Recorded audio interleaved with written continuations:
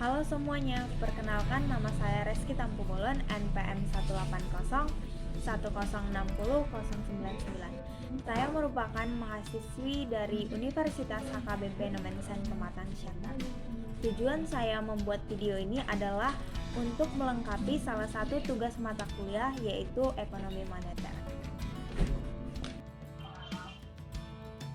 Hari ini saya akan membahas tentang suku bunga. Untuk kalian yang sudah sering menabung di bank, pasti sudah tidak asing lagi dengan yang namanya suku bunga. Sekarang mari kita lihat apa sih itu suku bunga.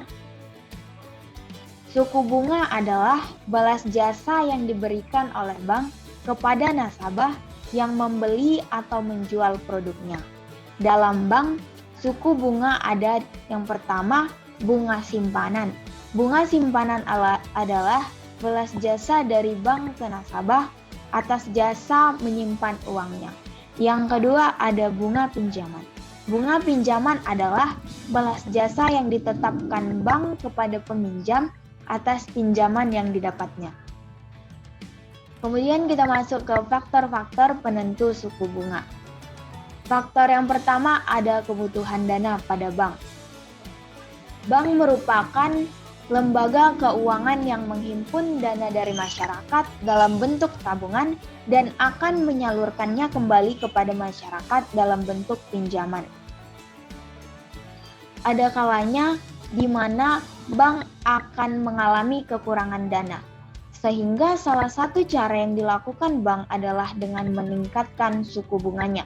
Dengan ditingkatkannya suku bunga ini, diharapkan masyarakat akan berbondong-bondong untuk menabung uangnya di bank, sehingga dana yang tadinya kurang dapat tercukupi.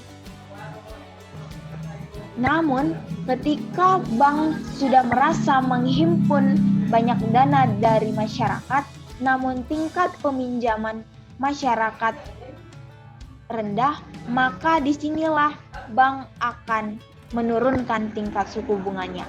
Dengan diturunkannya tingkat suku bunga ini diharapkan bahwa tingkat meminjam masyarakat ke bank akan meningkat, sehingga dana yang tadinya menumpuk di bank akan dapat tersalurkan kepada masyarakat. Yang kedua ada target laba yang diinginkan. Bank pasti memiliki target laba yang diinginkannya, yang ingin dicapainya. Karena bank merupakan lembaga keuangan yang berorientasi pada laba. Salah satu sumber laba dari bank adalah bunga pinjaman. Maka ketika laba yang diinginkan atau laba yang ditargetkan bank tinggi, ini akan menaikkan bunga pinjaman. Sebaliknya, jika laba yang ditargetkan oleh bank rendah, maka bank akan menurunkan bunga pinjamannya. Yang ketiga ada kualitas jaminan. Ketika nasabah ingin meminjam uang ke bank, bank akan meminta jaminan atau yang sering kita sebut dengan agunan. Nah, jaminan ini akan dilakukan survei oleh pihak bank. Ketika bank merasa bahwa jaminan yang kita berikan liquid atau mudah dicairkan, maka bank akan membuat tingkat suku bunga pinjamannya rendah. Yang keempat ada kebijakan pemerintah. Bank Indonesia memang memiliki hak untuk menentukan tingkat suku bunganya. Namun ini masih di bawah oleh pemerintah, di bawah atau diawasi oleh pemerintah. Pemerintah akan menetapkan batasan dalam menentukan bunga simpanan dan bunga pinjaman. Nanti kebijakan inilah yang akan diikuti oleh pihak-pihak bank untuk menentukan tingkat suku bunganya. Setiap bank tidak boleh menentukan tingkat suku bunga melebihi dari batasan yang diatur oleh pemerintah.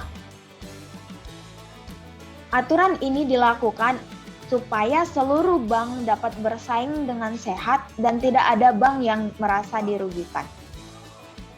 Faktor yang kelima ada jangka waktu.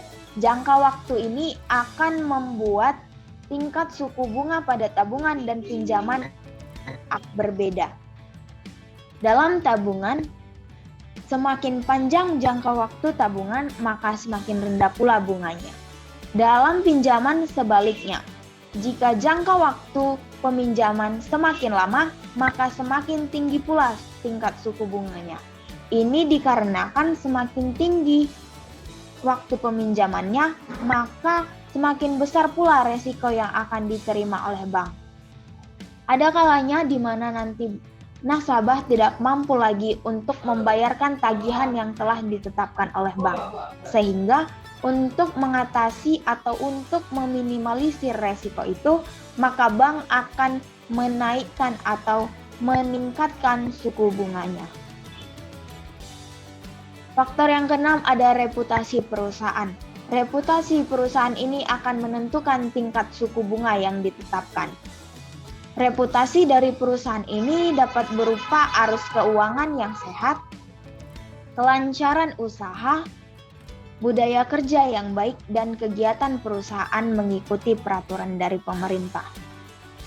Semakin terjamin reputasi suatu perusahaan, maka kepercayaan perbankan akan semakin besar.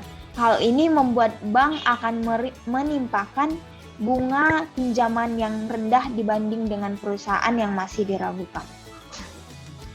Yang ketujuh ada produk yang kompetitif. Kompetitif dimaksudkan di sini adalah produk yang dibiayai sangat laku di pasaran. Untuk produk yang kompetitif, bunga kredit yang diberikan akan relatif lebih rendah. Karena produk yang kompetitif tingkat perputaran produknya tinggi sehingga pembayarannya diharapkan lancar. Yang kedelapan ada hubungan dengan bank.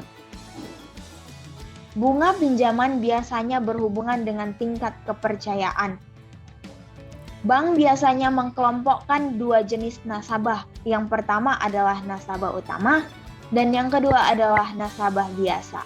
Nasabah yang memiliki hubungan baik dengan bank, tentu penentuan suku bunganya pun berbeda dengan nasabah yang biasa. Yang kedelapan ada persaingan. Ketika berhadapan dengan para pesaing, maka target laba itu seringkali diturunkan menjadi seminimal mungkin agar nasabah mau melakukan peminjaman pada bank tertentu. Meskipun target laba kecil, namun jika banyak orang yang mengajukan pinjaman pada bank itu, maka keuntungan bisa ditingkatkan kembali. Yang ke-10 atau faktor yang terakhir adalah jaminan pihak ketiga. Dalam hal ini, pihak yang memberikan jaminan kepada bank untuk menanggung segala resiko yang dibebankan kepada penerima pinjaman.